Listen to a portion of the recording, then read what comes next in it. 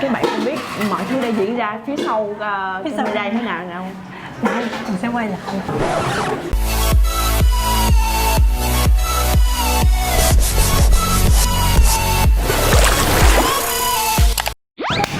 Xin chào các bạn đã đến với The Food Say. Mình sẽ dắt mọi người đi ăn một quán bánh tráng Nhật Bình ở khu chợ Hồ Thị Kỷ 78/10, Hồ Thị Kỷ quận 10.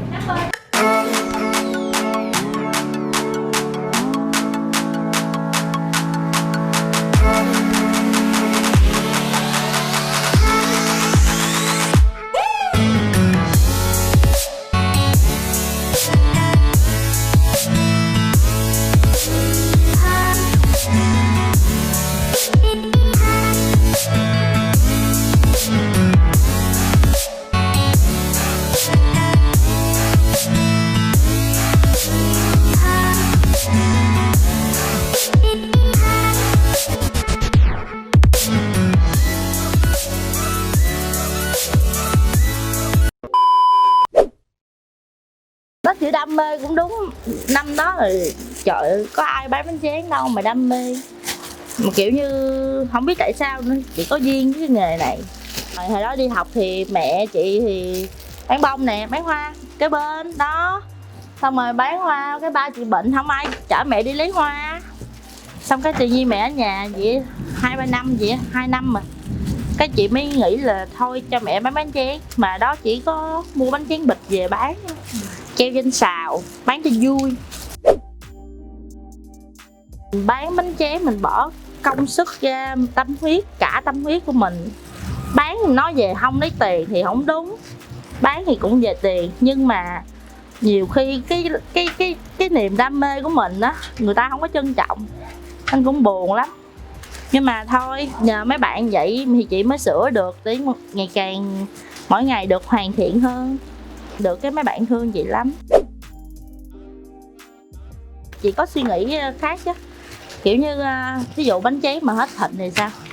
Mình sẽ làm cái gì? Mình sẽ bán cái gì? Tiếp theo học hữu tác rồi tốt nghiệp xong cái về bán bánh tráng nè.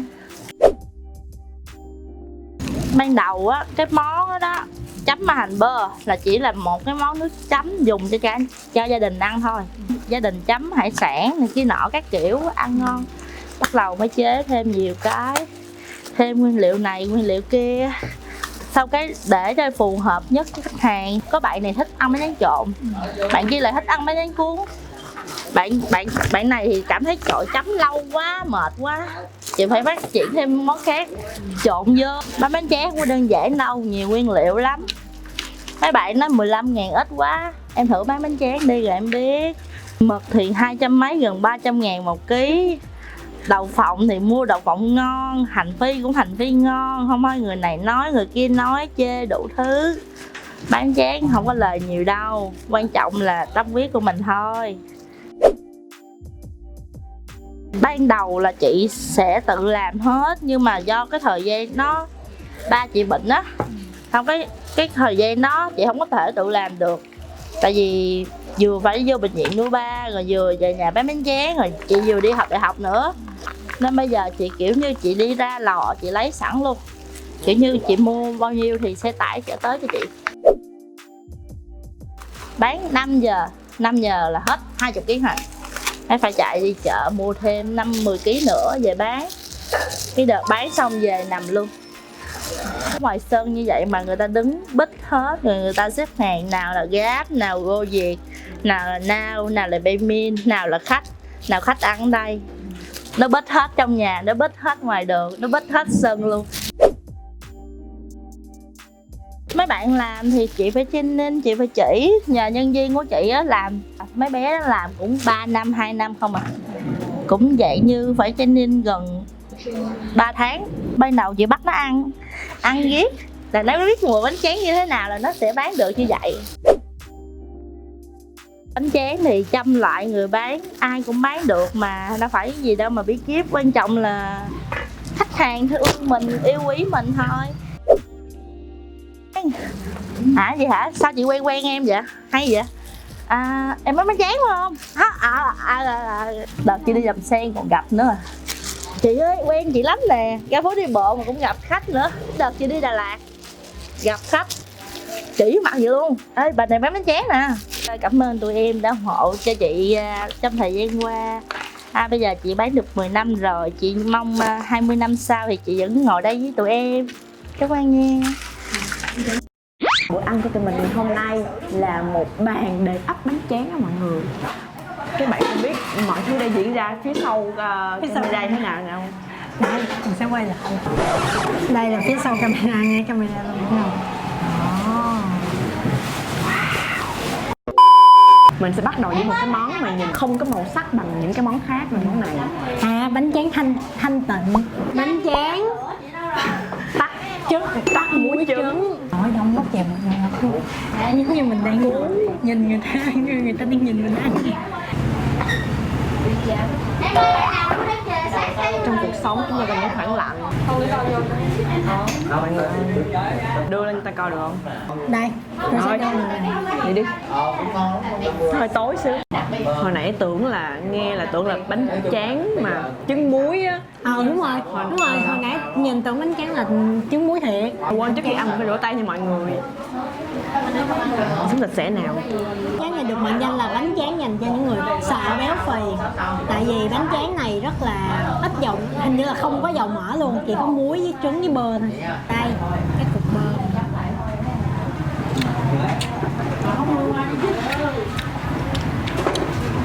Cái bánh tráng này nó cũng giống muối nhưng mà nó có bơ. Quan trọng nhất của bánh tráng là muối phải ngon. Một phần khuyến mãi. Đây, sa tế. Thích mình. Đó, ăn cho lắng vô cái sáng á. Cái này nó cay quá. Đó, ăn cho lắng vô cái sáng á. Cái này nó cay quá. Không biết nữa nhưng mà mình thấy cái bánh tráng này chắc là tại vì mình là một người thích ăn nó vị nó đậm hơn á. Vị nó là ý là có nhiều vị á, giống như có này là quê mình là ở Tây Ninh nha mọi người, cho nên á mình rất là rành về muối Tây Ninh, phải đúng cái loại muối. Những cái loại muối mình sẽ chỉ cho mọi người phân biệt tại sao người ta bán muối dở với muối xịn. Có hai loại muối, một loại muối là nó hơi đỏ, có một loại muối là nó hơi nâu thì á cái muối mà đỏ nó thường nha, nếu mà muối thiệt á nó sẽ làm từ muối tôm, là mọi người ăn vô một miếng mọi người sẽ nghe mùi tôm nồng nặc luôn, là đó là muối tôm nhiều. Những cái bánh tráng mà người ta trộn mà nó hơi kém chất lượng á thì cái hột muối đó nó sẽ mặn thôi, nó không có mùi tới. Là nó mặn là tại vì cái muối nó nhiều hơn cái phần tôm, ý là giống như là muối tôm đúng không, là được làm từ muối với lại tôm, mà tôm nó nhiều á thì thường là những loại muối chất lượng, nhưng mà có những bạn lại không thích ăn mùi tôm cho nên là ăn những loại muối mặn thì mấy bạn đó là thấy ngon rồi. Những cái bánh tráng mà người ta trộn mà nó hơi kém chất lượng á thì cái hột muối đó nó sẽ mặn thôi, nó không có mùi tới. Là mình là tiếp tục uống món xanh dưới quen thuộc của mình, món yêu thích, món tuổi thơ của mình. Vậy bây giờ mình sẽ ăn bánh tráng cuốn đây. Hình như độc quyền ở đây là một cục bơ cái gì đó. Nó làm có cục bơ không? Mình có thêm xoài đúng không? Ý là ở ngoài, còn cái cuốn thì vẫn là cái cuốn. Ý là cái này là gấp thêm chung á, trộn nhão.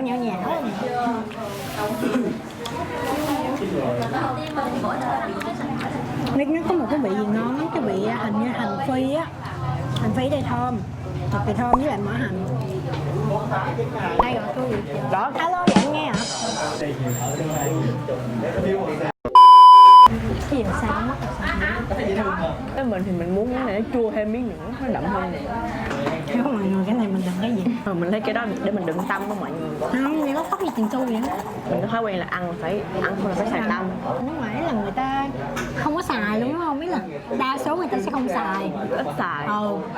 Xong rồi cái mỗi lần mình đi ăn là có quán đâu có đâu, quán nào mà nó hơi châu Á nó sẽ có tâm, quán nào không có, ý là quán nào mà thuần bên đó Hành ngon á. Quỳnh Hương á đưa mình cái dĩa, mình tưởng Quỳnh Hương chừa cho mình một miếng bánh tráng, nó ăn hết bánh tráng, hết chừa cho mình một cục xoài. Được gọi là khôn á. Mà mình ghét ăn xoài lắm, thích ăn rau răm. Mình ghét ăn tất cả những loại rau thơm, thích ngửi mùi của nó hơn. Nhất là cái mùi cái mùi rau răm trong trứng hột vịt lộn á. Nhưng mà rau răm phải có hột vịt lộn mới ngon chứ. Cái hột vịt lộn phải có rau răm không? Ấy là ăn chung mà. Không, mình là em không ăn luôn hả? Không, chỉ là thích, ấy là có nó cho nó thơm cái món, cho nó càng dậy thêm cái vị giác thôi, chứ mình không ăn nữa. Tiếp theo chúng ta sẽ ăn món bánh tráng phô mai với cheese.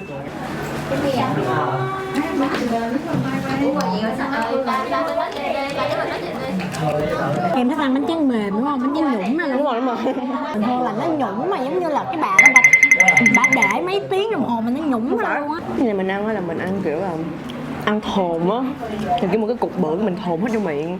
Ví dụ như mình ăn mình sẽ từ từ vậy đúng không? Rất là nhỏ. Mình ăn sẽ ăn kiểu như này nè, Bự hơn như vậy nữa. Sáng là mình đi chợ tim đúng giờ. Đứa mà ngồi sau xe đứa kia á, tôi tới nhà mày rồi, xong mày chưa xuống dậy, mày sửa soạn gì trên lầu lâu quá vậy.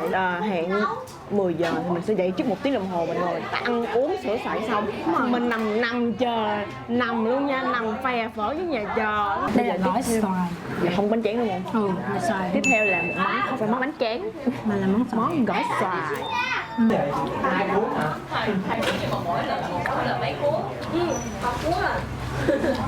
Khô bò ngon. Khô bò, Không bò nào, không bò đỏ. màu vàng. Màu vàng là không mực. Khô mực hả? Ừ. Ngon. Đúng rồi, thôi này nữa. Mình sẽ ngồi ăn khô không. Có bạn của mình tặng cho mình một cây son dưỡng. Cái son mà tại vì cái cây Sốc quá té. tại vì cái cây son đó nó quá là đẹp. Cái này hơn á, nó là hình một cái nhân vật trong ca cao hot, cái con củ chuối á. Nó vô chửi mình sao mày không xài son ta tặng. Bạn nào sưu tầm mà Funko Pop á, là người ta sẽ để trong cái hộp luôn. Rồi.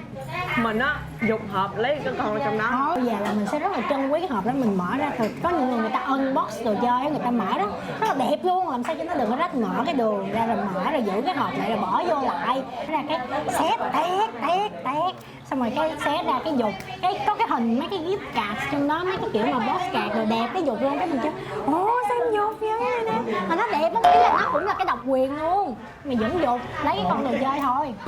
Nếu mà đi lựa đồ á, mình lựa sticker hay là lựa đồ chơi mình sẽ đứng rất là lâu. Trời ơi. Daiso Singapore, cái quầy sticker bên Daiso nó đã lắm mọi người. Cái chỗ đó là cái gì mình quên này, nhưng mà nó một cái bề tường là mấy mét luôn, sticker từ trên xuống dưới, nó đứng lên chắc hơn nửa tiếng quá. Biết bao nhiêu con người đã đi qua, đã dừng lại đứng lên tính tiền là mua đồ. Rồi đứng đó mình lựa. Nó lựa xong rồi chưa chịu nữa mà, lựa xong đi ra tính tiền cái thấy nhớ lại chưa mua gì cái quay lại đến nhìn tiếp. Sự lựa chọn nhỏ nhặt trong cuộc đời là lựa sticker là mình cũng vẫn phân vân, mình đi suy nghĩ là mua cái món này, cái này đẹp, hai cái đều đẹp, nhưng mà mình thích hơn mình sẽ mua cái cầm. Mua hết đi, cầm hết đi, mua hết đi. Mua liền để cho đừng có suy nghĩ. Hai tính cách đối lập nhau. Bánh tráng mỡ hành Nhật Quỳnh, một món bánh tráng thương hiệu của chị Quỳnh luôn. Đây cái nước sốt mà mình nói là cái nước sốt hồi xưa chị Quỳnh dùng để chấm hải sản nè, bây giờ chế biến thành Nhìn nó rất là hấp dẫn. Mình tiêu từ nãy giờ nhưng bây giờ mới được ăn. Quên ăn trứng. Bây giờ bỏ bánh trứng. Mình không thích ăn bánh tráng lắm đâu, mình chỉ thích ăn bánh tráng sốt me nữa. Sốt me rồi bánh tráng cuộn mà hay ăn vặt đó, hay ăn mà ăn kiểu gì á, ăn lén á, ăn vụng. Mình hay mua bánh tráng mình lén ngồi dưới học bàn trộn là mình không ăn dại, mình không ăn nuôi chiên, rồi ăn thịt lèo mọi người. ở ngoài cổng trường bán mà kiểu kẹo lè lưỡi chua đồ á là mình không ăn nó, tại vì mỗi lần mình chọc bình thường không á, tại vì mình không có tiền ăn, nhưng mà biết không, mình không có tiền mua đồ chơi này. Hồi xưa là người ta giàu lắm, người ta mua búp bê Barbie đúng không, mình không nhiều lắm, bao la nhà búp bê Barbie là bao la. Hồi nhỏ mình không được á, mình không có trân trọng đồ chơi, mình lấy búp bê Barbie ra xong mình dặn đầu nó, mình vẽ mặt nó. Rồi lớn lên mình rất là trân trọng đồ chơi, ngồi lâu đồ chơi chứ không bị mùi á mọi người. Đó là lý do tại sao mình hay mất tích á. Mình cũng là người thích đồ ấy nè, mình thích đồ chơi, thấy là trang trí rồi nhà mình cũng nhiều á. Điểm chung duy nhất chắc là hai đứa cũng thích đồ chơi với nhau á.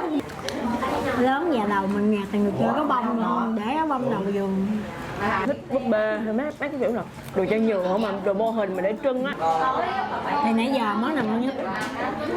Bánh tráng mỡ hành với mình là ngon, với lại cái món gỏi xoài nó có mấy cái gia vị rồi, nhưng là mình là Khô ngon. Mình thích ăn bánh tráng, cho nên là mình thấy món nào đây cũng ngon, mỗi món theo một cách khác nhau. Có những loại bánh tráng thì nó đầy đủ topping, khô bò khô mực, rau răm xoài, còn có những loại thì nó đơn giản như hồi nãy đó bánh tráng tắc muối trứng thì nó đơn giản vậy đó. Thì chị Quỳnh có nói là mọi người nên có đi ăn thử thì sẽ thấy ngon hơn là đặt về, tại vì về nhiều khi mọi người không biết trộn á, mình sẽ không có thấy nó ngon. Người ta giống như người ta bán quen, người ta không có tay trộn luôn á, là trộn là ăn khác liền à. Còn mua về thì nhiều khi đường xa sợ nó mềm thì chị Quỳnh sẽ bỏ riêng cho mọi người, cho nên là nhiều khi nếu mọi người ăn cảm thấy chưa ngon thì nhiều khi không phải là chất lượng ở đây không ngon mà mọi người chưa có làm cái món đúng cách. Cảm ơn mọi người đã ngồi kiên nhẫn ngồi nhìn tụi mình ăn và lắng nghe những câu chuyện và những vụn vặt trong cuộc sống.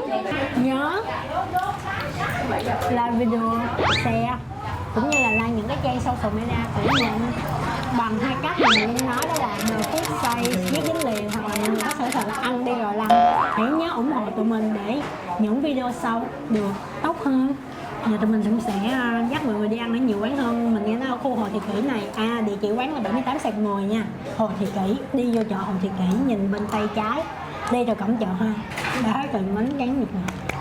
Bạn có bất kỳ một đề xuất nào về những video mà tụi mình làm sắp tới thì cũng hãy comment bên dưới nha. Và hãy comment bên dưới kể cho tụi mình nghe những câu chuyện xung quanh cuộc sống của bạn, cũng như cách tụi mình chia sẻ với mọi người vậy. Cảm ơn mọi người đã lắng nghe. Tạm biệt, hẹn gặp lại trong những video sau. Trong video mỗi thứ Tư, thứ Sáu và thứ Bảy hàng tuần nhé. Bye bye, cảm ơn rất nhiều.